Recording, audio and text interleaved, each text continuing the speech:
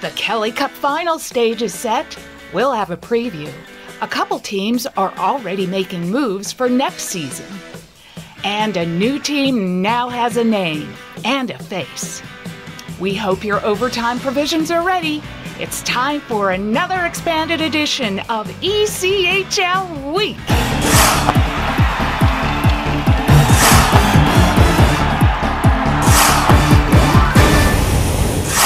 Welcome to another edition of ECHL Week. This time, the conference final round of the Kelly Cup playoffs from the Cool Cheering Arena in Glens Falls, New York.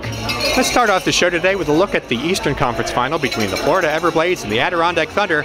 It was a particularly good series, if you like cowbells.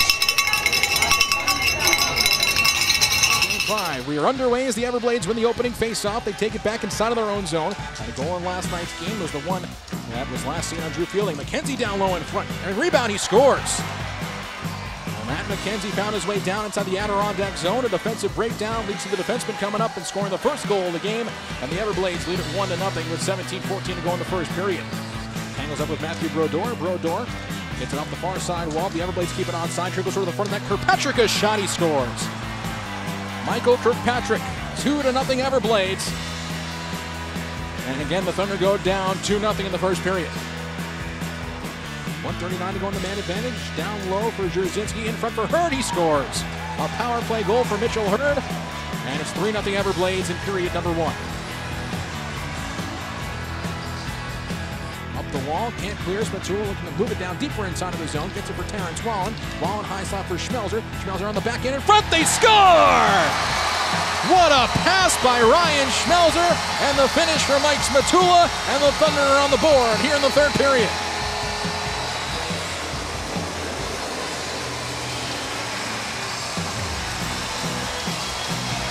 Colton White found himself down low as he gets the puck back at the center point. White with a rip through traffic. He scores!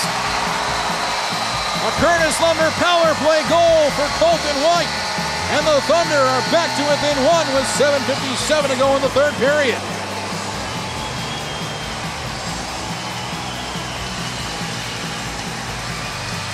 The Florida Everblades advance to the Kelly Cup final. And the Adirondack Thunder see their season come to a close. A tremendous season for the Thunder. As the Everblades move on, they win it in 5 games and win tonight by a final score of 3-2.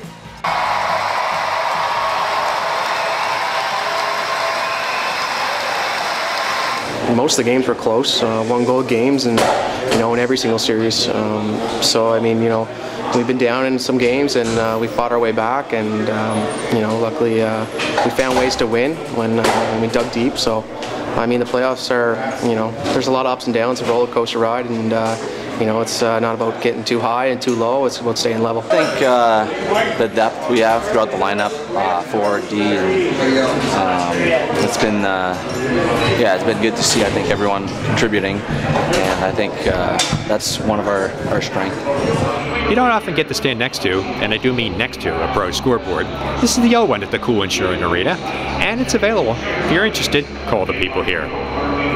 Big announcement this week out of St. John's, Newfoundland and Labrador about the newest ECHL team.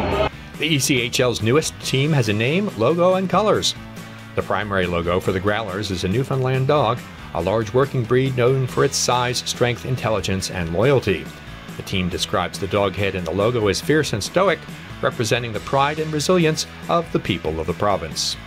Team colors were inspired by this photo of Private Hazen Fraser with Sable Chief, a Newfoundland dog that served as the mascot of the Royal Newfoundland Regiment during World War I. The colors are white, gold, and black. Finalizing the team brand and visual identity is a pivotal part of bringing our vision to life. It moves us one step closer to kicking off the Newfoundland Growlers' inaugural season in October, said Dean McDonald, chair of Deacon Sports and Entertainment, the team's ownership group.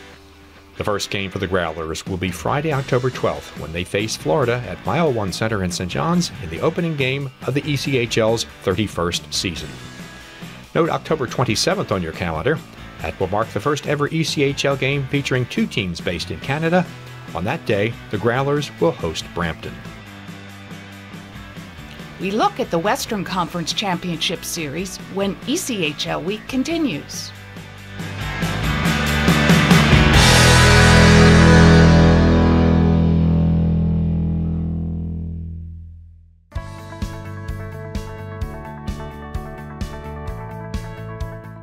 Hi, my name is Ian Walsh and I've been a National Hockey League referee for the past 19 years.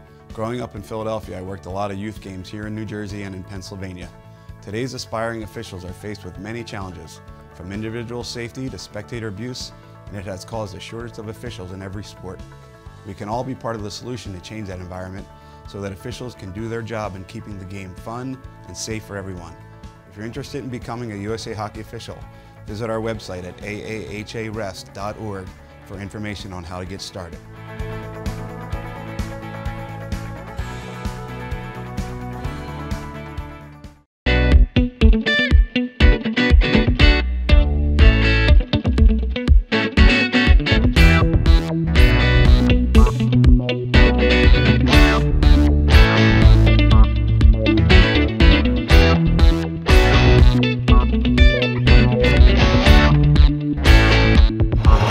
Eagles are still defending their Kelly Cup championship. Let's take a look at their Western Conference final victory over the Fort Wayne Comets. Austin Hochman, along with defenseman Ryan Colkin. Colorado out of their own zone, turn it over. Big drive, Soul scored.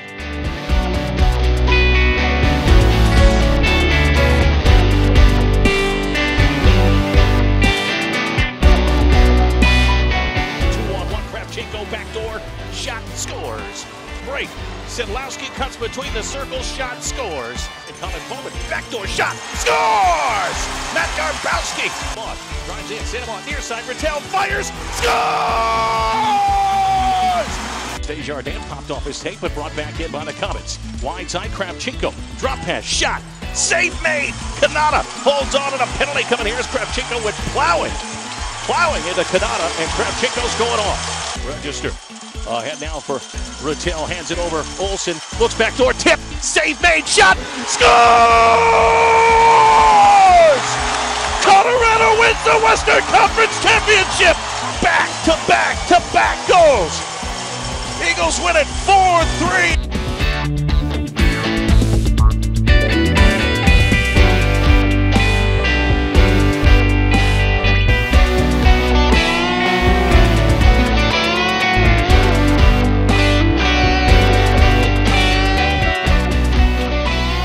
Zach Cameras of the Florida Everblades, and you're watching ECHL Week.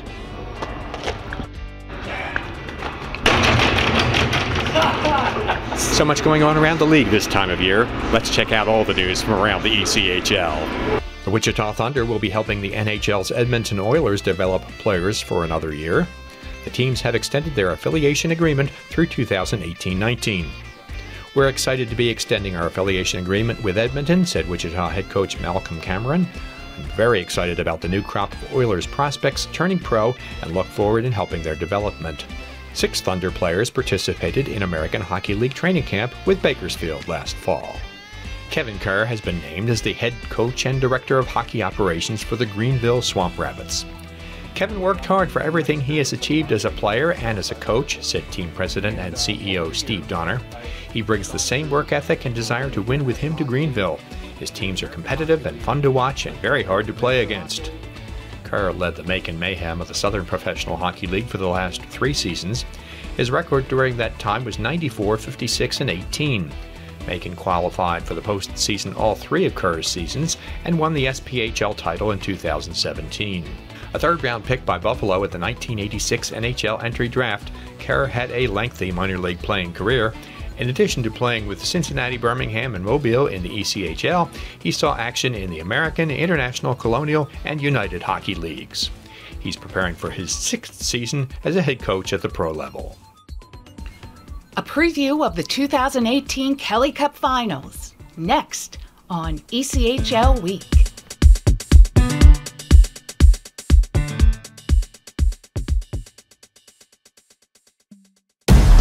If you feel that passion is just a start, if you think practice is never over, if you believe speed limits are just for highways, and Saturday mornings aren't made for cartoons, if you try, fail, learn, laugh, repeat, compete, respect, and unite, then you belong on our team. Join now at team.ccmhockey.com.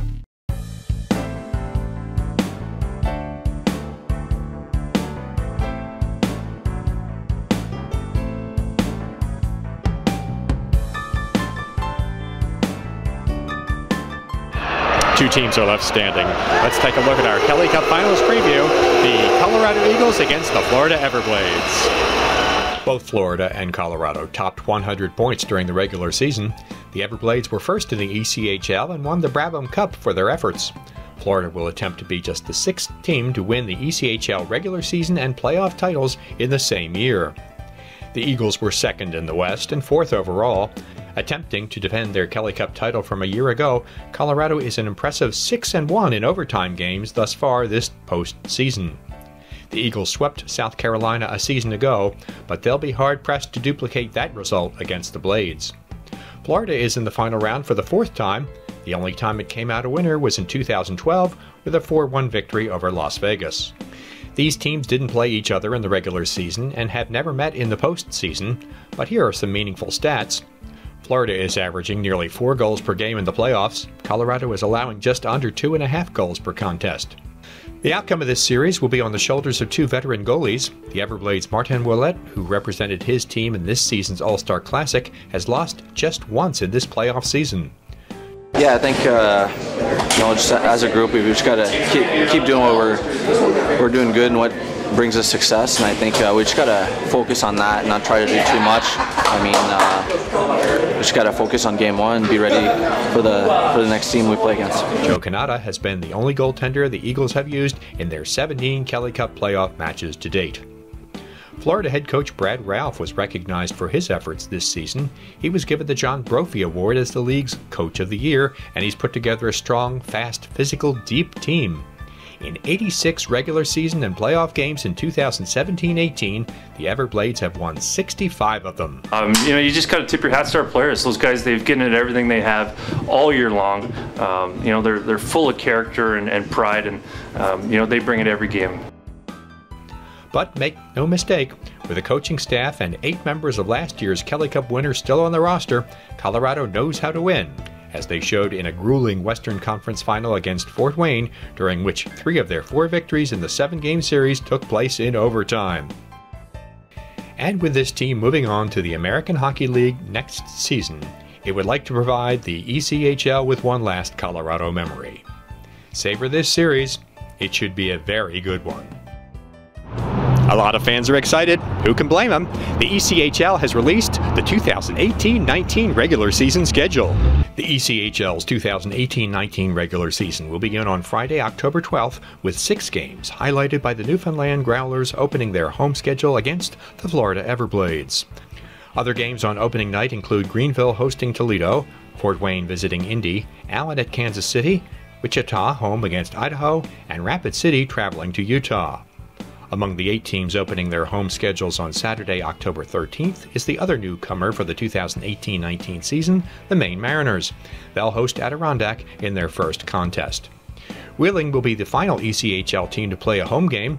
The Nailers will entertain Indy in their home opener on Saturday, November 3rd. The highest number of interconference games in recent memory, 95, nearly 10% of the schedule, will allow many fans to check out visiting teams they might not have seen in the past. Voices of the ECHL. Today, Eric Lindquist of the Worcester Railers.